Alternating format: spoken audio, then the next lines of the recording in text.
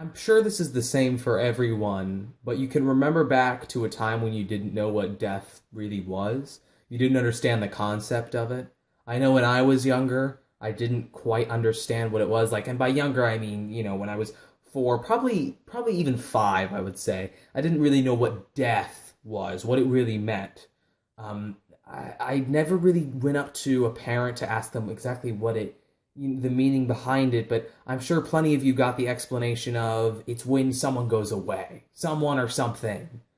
I was lucky enough to never have a pet die or even a close loved one die when I was younger, with the exception of someone in the other side of the family of mine, who I wasn't even close with, so it didn't affect me that much. But I've never had one of them die, right? Where I'm very sure there are plenty of examples where there's people who have had a family member die when they were very young, or a pet even, and they have gotten the explanation of what death is, or at least what it does to someone or something when it strikes. Someone dies, right? I was lucky enough to never have that happen to me, but I'm pretty sure that the concept of death and what it does to you came to me through probably media. What is death, right? Well, you see it when you're playing a video game or on television, probably television, when I was younger at least. But I'm pretty sure plenty of you were exposed to it through, well, yeah, and just forms of media. Some of you, it might have been video games. Some of you, it might have been movies or even television shows, right? And that's how you kind of get your exposure to death in our world, at least in these first world countries. I'm very lucky to live inside an incredibly wealthy nation, the most powerful nation in the world. And that's how I'm exposed to death. But there are some of us that aren't that lucky, right? If you were someone who grew up or was born in our modern day example, somebody living inside Syria or Iraq, anywhere there in the Middle East that is in, conflict currently, you would be exposed to death, let's just say, the hard way. You're going to be seeing it up close and firsthand, even to some people who you might love, people who you're close with, right? And so you're going to be exposed to death that way. Now, no matter how you're exposed to it, there always becomes the question, and this will hit all of us: is death escapable, right?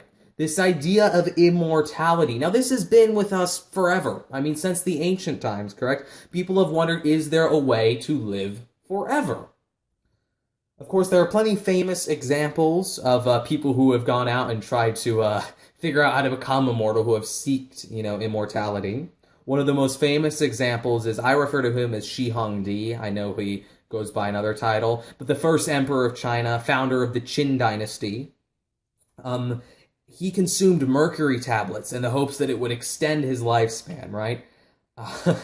Now, as we know now, mercury tablets do not exactly do that. And in fact, mercury kills you. And in 210 BC, he would die because of basically chest problems. And of course, there's different accounts, I think, but that's what I've heard, is that he died of chest problems within his chest and coughing and stuff like that, which were most likely due to the mercury tablet consumption. And if there's any irony to this, especially with Shi Hongdi, is that he claimed that his dynasty, the Qin dynasty, would last 10,000 generations. And that, he was hoping that he would live forever, that he'd be able to see it all. But he would die, and shortly after his death, his dynasty would fall too. A little bit of historical irony there. Probably the most famous example of someone trying to go out and seek immortality was the famous Spanish explorer Ponce de Leon.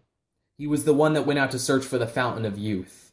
And there's actually even debates if he ever actually did this, to be fair. This is more legend than anything, but he would go around the area that we now know as Florida, searching for the Fountain of Youth. Of course, he would never find it. But that just gives you an idea of the people that go around trying to look for this stuff, right? That this has been around forever, back in ancient times, and even closer to the age of exploration, and even up until today. Because in today's modern age, we're starting to ask this question in a different light. We're taking a more scientific view to it, right? We're not going out and trying to find, the elixir of immortality, right? Kind of like the Ponce de Leon route. or trying to find like this secret material that will give us this our extended lifespan and we'll be able to live forever with it, kind of going more down the Shihangdi route. We are actually trying to look now if we can do this scientifically. Is this possible? And that's the question. Is immortality possible? And there's another question we have to ask if this comes with it. If immortality is possible, how would so-called immortal humans affect society? Now, naturally we die. This is a fact that we all know. Of course, we were just talking about this at the beginning of the episode. People and things die. This happens, correct? But the thing is that one of the most amazing things about the human experience, about human history, right, over the past 2 centuries, the human life expectancy has skyrocketed. It has been unbelievable. Now, if we're looking at low points in history, just to give you an idea, low points in history where this is like, okay, this is where life expectancy is definitely at its lowest point. We all think of the Dark Ages, right? The Dark Ages in Europe, this period between, really, you argue, the fall of the Western Roman Empire, right? So the mid-5th century, or I should say more late 5th century AD, all the way up to basically the Renaissance, right? And of course, the Renaissance happens in different areas, but we're actually kind of getting out of the Dark Ages around the 11th century, if we're looking at it there. And during this period of time, it's the Dark Ages in Europe, right? Of course, it's different in China, but specifically in Europe, life expectancy is 26. This is the times of lords and serfs. People are not living very long. Access to clean water, and shelter, and like all these different things, right? It's the human society at that time, right, has decreased the life expectancy exceptionally. And so that's really at its lowest point, 26 years old. That was the life expectancy at that time. There are, if we go back, if we're actually talking about ancient Rome, if we go back to ancient Rome, a period of more stability, even really access to, like I was saying, clean water, and even like just better, you can't really say access to health or to like healthcare, but it's more available. You have better chances, right? In ancient Rome, the life expectancy was around 30 to 35. And that's in ancient times. And even that's really tiny, especially if we're considering what it is today. But that was average life expectancy back in ancient Rome. Of course, that's kind of like an exception. There are exceptions, like in certain areas where it's like, oh, well, this is a bit higher, right? Ancient Rome being one of them. But even then, even during that time period, of course, the average life expectancy is going to be affected by those at the lowest rungs of society, right? And which is the majority of the population lives in both the Dark Ages and in ancient times, right? The lowest ladder of society, the people on the bottom of the ladder, right? They are going to live shorter lifespans. But even the richest in society, the most wealthy in society, they, in ancient Rome, were only living to be in their 60s. 60s was the average, right? That's where you're going to peak. You're like, oh man, he's an elder. He's ancient, right? The 60s. That is incredible, because when you consider today's average life expectancy, the UN World Population Prospects predicts that around 72 is the average lifespan of a human on Earth, and this was, I believe this was from 2015. So that's the average life expectancy right now, 72. 72 compared to, at our lowest point, remember we were saying the Dark Ages, 26. And then even ancient Rome, right, 30 to 35. There's a huge leap. And this really didn't, this age of 72 really didn't come around to us until the Industrial Revolution, right? Until we're starting to see, people are able to get access to more things than they ever have been able to before. We have, it's one of the things that comes with the Industrial Revolution, and even kind of the Renaissance, you can go back as far as the Renaissance, was that more access to health care. People being more concerned about health, like, we should probably not be doing this with our water system, right? We're trying to keep things clean. Those are some concerns that are coming up, but especially over the past 2 centuries, thanks to modern medicine, and, well, like I was saying, the Industrial Revolution, the average life expectancy has skyrocketed, right? And even if we're looking at, right now, at the lowest, the country with the lowest life expectancy is Sierra Leone, and their life expectancy is 50. 50, of course, now, that looks awful compared to the rest of the world, but still, 50, compare that to, like I was saying, ancient Rome, Dark Ages in Europe, right? That is incredible. 50, okay? Now, if you want to look at other things, like if we're talking about one of the most amazing things, especially in the modern world, if you're looking at the effects of modern medicine, right? I was like, we don't even have to look at life expectancy. Look at the infant mortality rate. It has been cut It has been cut by more than half since the 50s. It's showing you how quickly we're making progress here. And if you're really looking at what raises life expectancy, it's the effects of modern medicine. But it's showing you that if you were to compare people back then in ancient times, or I was saying Dark Ages in Europe, right? If you're comparing what they would consider the full lifespan, you are, if you're considered middle age in ancient Rome, if you are 20, right? Or 15, like my age, I can't even imagine that. I would be considered nearly a full-grown adult, correct? But it just gives you an idea that we have been able, this is a huge jump. We have kind of extended life expectancy by quite a bit, right? Even in, like this, we have a way of extending it. But naturally, nonetheless, and this is the point that we're trying to get at, naturally you will die. But we have found a way to extend it. Now, there is a belief, and this is thanks to modern technology and medicine, that within 50 years, plenty of great thinkers have claimed this, that within 50 years, we will achieve a-mortality. Now, this is what separates a-mortality and immortality, and it also depends on what definition you're going off of immortality by, but I define immortality as like a godlike state, the Greek god, right? He cannot be killed, right? That would be immortality.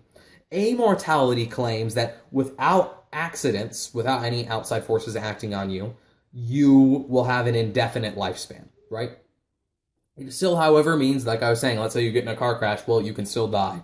But you will be able to live on forever. If nothing bad happens to you, right? You could live on indefinitely.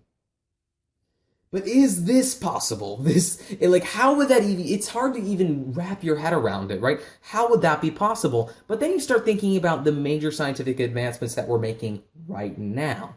So I'd encourage you to look at, per se, nanotechnology. Nanotechnology would be amazing. And not number one, like, it can get, the things that you're able to do with nanotechnology right now, we're kind of just scratching the surface, right? But you can imagine, like, we could go into your blood veins and, like, your veins and, destroy blood clots, get those out of the way. It would basically be, like, affecting our, I think it was, the word for it would be our there's a different word for it, but basically our biochemistry within our body. There's a word I was looking for, but it's kind of on the tip of my tongue, and I can't quite get it.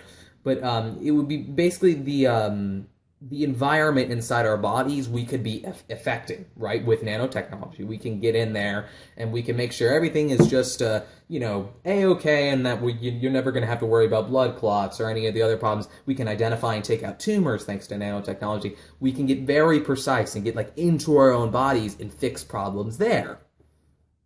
Another big thing, and this is probably the one that came to a lot of your guys' mind when I said this, was artificial organs.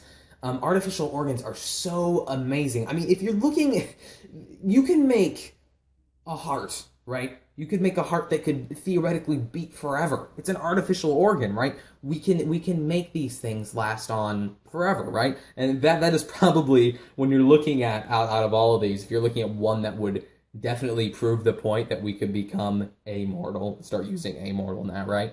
You would look at artificial organs and say, wow, that would be the technology that would put us over the brink of immortality, right? That's what's going to get us there.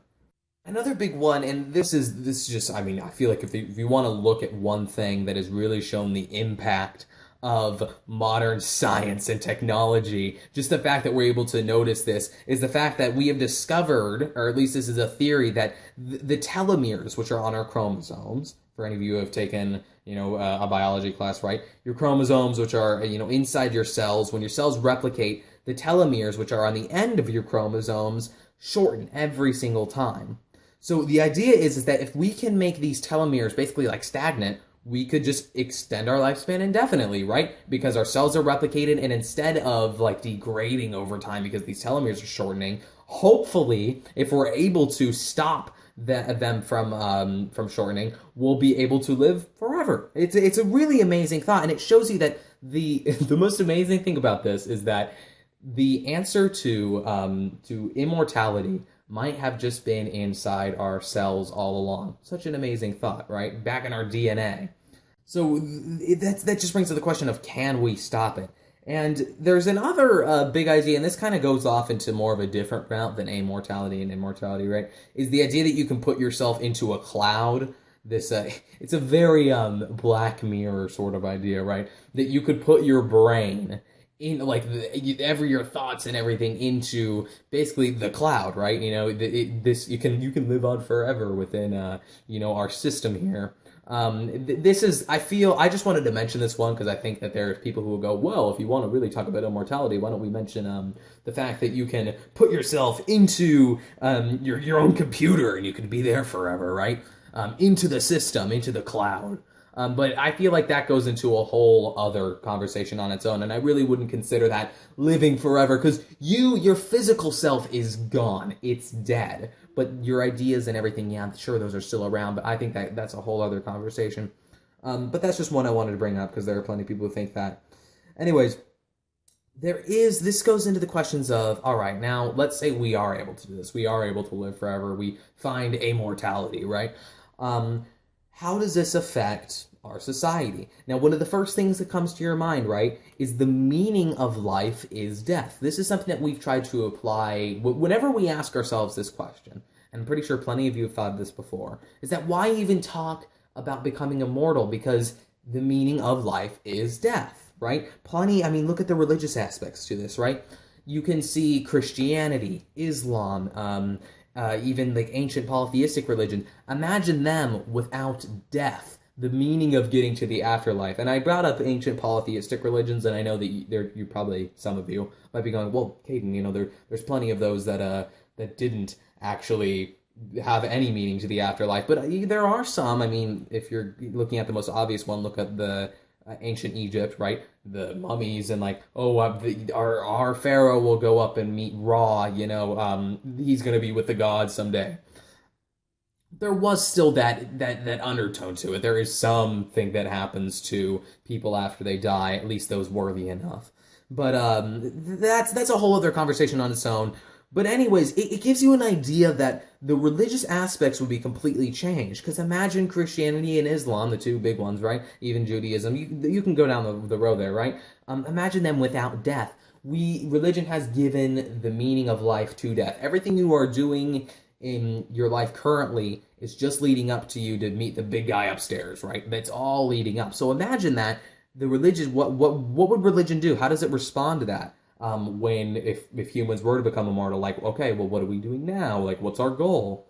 Another big one is that if you're looking at just, because as I was saying about the idea of the meaning of life is death, go back all the way back to ancient Sumer with the Epic of Gilgamesh. This was a story told that Gilgamesh, who had basically, I believe he had seen his friend die, and he was so frightened by the sight of death that he was like, you know what, I'm going to go out and I'm going to seek immortality. And he actually ends up going on this journey where he's fighting monsters and blah, blah, blah. And basically at the end of the story, if we're cutting to the end, spoilers, right? He finds out that the meaning of life is death. And it just kind of gives you an idea that that's how far it's gone back to. And may I emphasize this, Gilgamesh is not a real person. This was a fictional story, right? That was told back in ancient Sumer. Anyways, but it gives you that idea that this idea, the meaning of life is death, goes back all the way, as far as I can remember, to the, ancient Sumer, right? The the birthplace of civilization. Sorry, Indus River Valley, but nonetheless. One of the things, and I was planning to quote this from a book that I was reading called Sapiens by Yuval Noah Harari. I can't pronounce his last name, I'm sorry. But this actually inspired the whole concept behind this video. It was just this section from the book of talking about immortality and like our never-ending quest to seek immortality, right?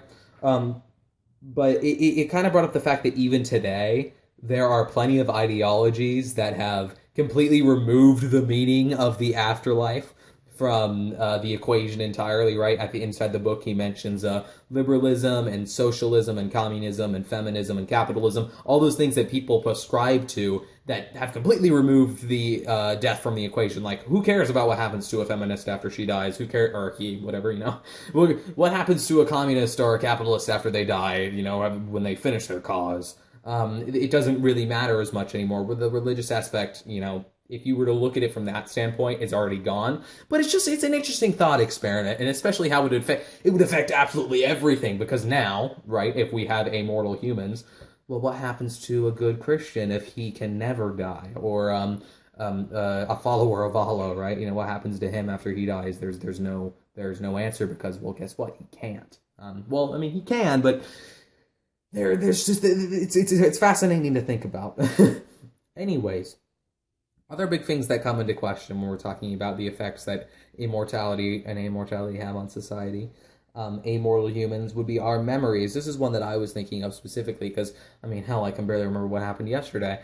But think about would you be able to remember things that happened to you, per se, 100 years ago, you know? I'm imagining it's kind of a simple one to kind of ponder about, but it's not really one that you can get an answer to. Well, of course you're going to forget things, but just how does that affect our memory as a collective? You know, like, or do we just kind of forget about events that happened to all of us 200 years ago? You know, because it's just, well, we're human, we forget stuff, but it's kind of interesting to think about. Another big thing would be relationships. Now, hell, where do you even begin with this, right? Can people stick together with their partner for 100 years, 200 years, 300 years? I know there are plenty of people who would rather die than have to deal with that. But that's another, like, weird thing to think about. Okay, well, what happens if I am stuck with this person and they are not good, nothing bad's going to happen to them, we're going to be stuck together forever? One of the ones that I was also thinking of was torture.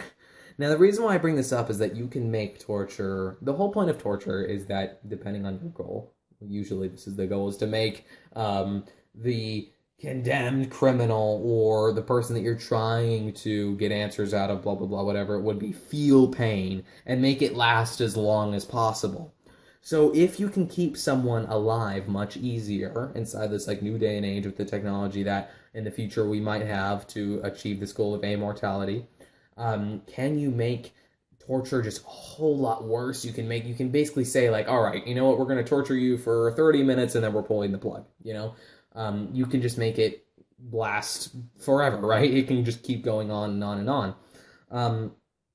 Because you know, when you are torturing someone now, or back in, it's kind of weird to say torturing someone now, but okay, in our day and age, right, there's only so far you can go, right? Because there's a breaking point where someone is going to snap out, you know, they're going to die.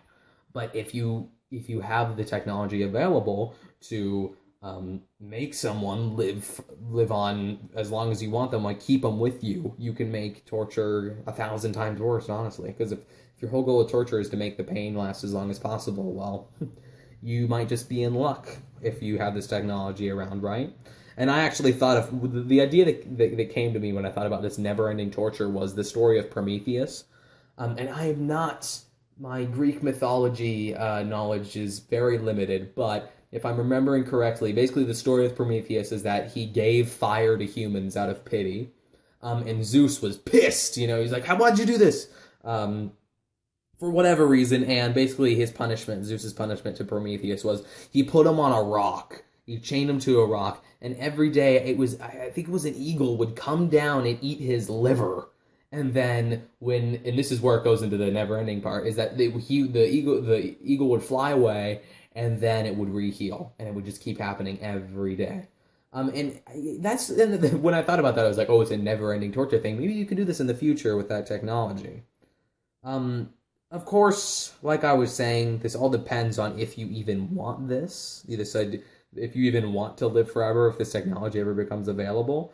But if you actually want to look at just how popular maybe this idea might be when you're considering, oh, who would actually want to have this happen to, I would encourage you to look at cryonics. There are people who go, cryonics is basically freezing your body, who do this because they have the hope that one day they can be revived. It will be brought back, thousands of years later when we have the technology, or hundreds or whatever, when we have the technology available to resuscitate them, right? Bring them back from the dead.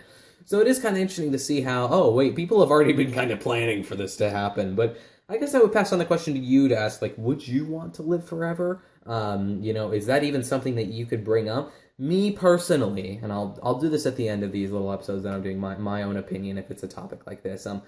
I personally think that the idea of living forever sounds in some ways awful.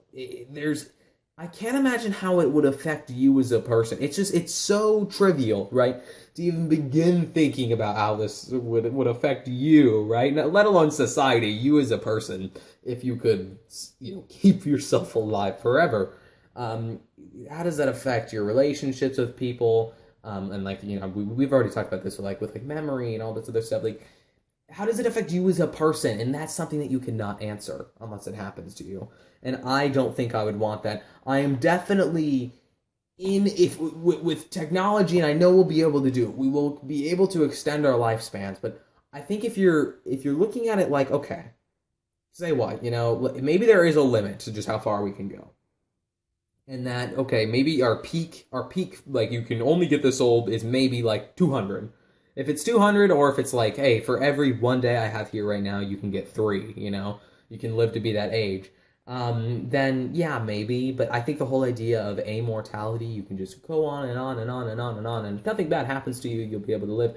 I don't think I would personally want that to happen to me, because then I also feel like and I know I keep going on and you just want this to end, but there's this idea, right, that you have a limited amount of time here, and that you gotta make the best of it, right? This is your time, and you gotta go out there, and that you have this amount of time, you have your life, and that's it, and that's how you're going to affect the world. And how does that start to change our mentalities when that actually isn't the case? Oh, who cares about doing anything right now when I have all the time in the world? Just something to think about. Anyways, I hope you guys enjoyed this, and I'll talk to you again some other time. Goodbye.